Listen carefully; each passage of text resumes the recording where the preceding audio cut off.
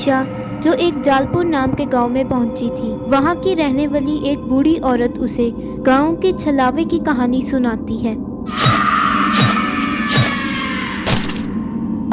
छलावे को अपने कैमरे में कैद करने के लिए ईशा रात को बाहर निकलती है, जहां उसका सामना एक छलावे से होता है और वो वहीं बेहोश हो जाती है। अगली सुबह ईशा अलार्म की आवाज़ सुनकर अपनी नींद से उठती है। ये क्या, मैं अपने घर पे कैसे आ गई? मैं तो उस जालपुर गांव में थी ना, मैं यहाँ पे कैसे आ सकती हूँ? ईशा बेटा नीचे आके खाना खा ले। मम्मी, मैं कल रात को कहाँ पे थी? ईशा तुम ये कैसी फजूल की बातें कर रही हो? कल तुम पूरा दिन अपने कमरे में ही तो थी। ये सब सुनकर ईशा बहुत हैरान हो जाती है और अपने कमरे की तरफ भागती है। ईशा अपने दोस्त नमन को कॉल करती है। हेलो नमन, मैंने तुम्हें कल फोन किया था ना, मैंने तुम्हें जालपुर गांव के बारे में बताया था ना।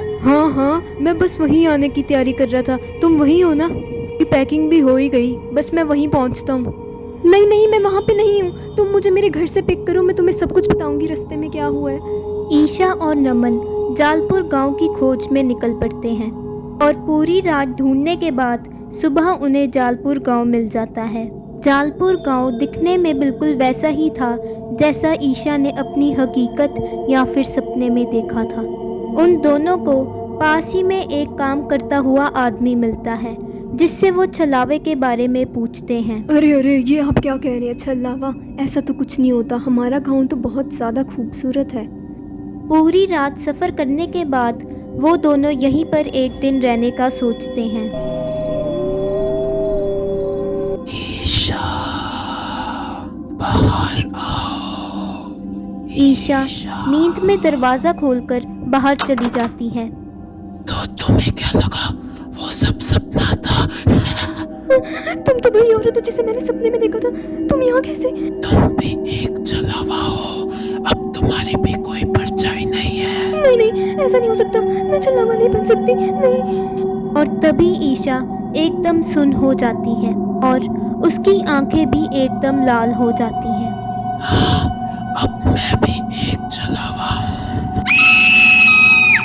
ईशा की चीख सुनकर नमन ईशा के रूम में जाता है। ईशा अपने बेड पर नहीं है, मतलब ये ईशा की ही चीख थी। नमन ईशा को ढूंढने के लिए घर से बाहर जाता है, जहां उसे दूर ही एक लड़की दिखाई देती है। ईशा, इतनी रात को तुम बाहर क्या कर रही हो? और अभी मुझे तुम्हारी चीख की आवाज सुनाई दी थी। नमन, मैं एक छलावा बन चुकी हूँ और अब तुम्हारी बारी, तुम भी एक छलावा बनोगे। नमन वहां से तेजी से भागने लगता है। अब मैं कैसे बचूं इस गांव से? अब तुम नहीं बच सकते। जो भी इस जमीन पर अपने कदम रख देता है वो धीरे धीरे छलावा बन जाता है और अब तुम भी बन जाओगे।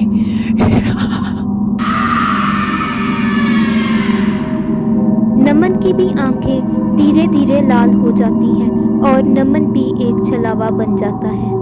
एक हफ्ते बाद एक कपल झगड़ते हुए गाड़ी से जा रहे थे। पंकज, मैंने तुमसे कहा था ना कि हम लोगों को मैप लेके आने चाहिए। अब हम कहाँ पे ढूंढेंगे रास्ता? अरे वो देखो, सामने वहाँ एक बोर्ड दिख रहा है, जालपुर गांव। और वो दोनों जालपुर में मदद मांगने के लिए चले जाते हैं। तो आ गए हमारे नए शिकार।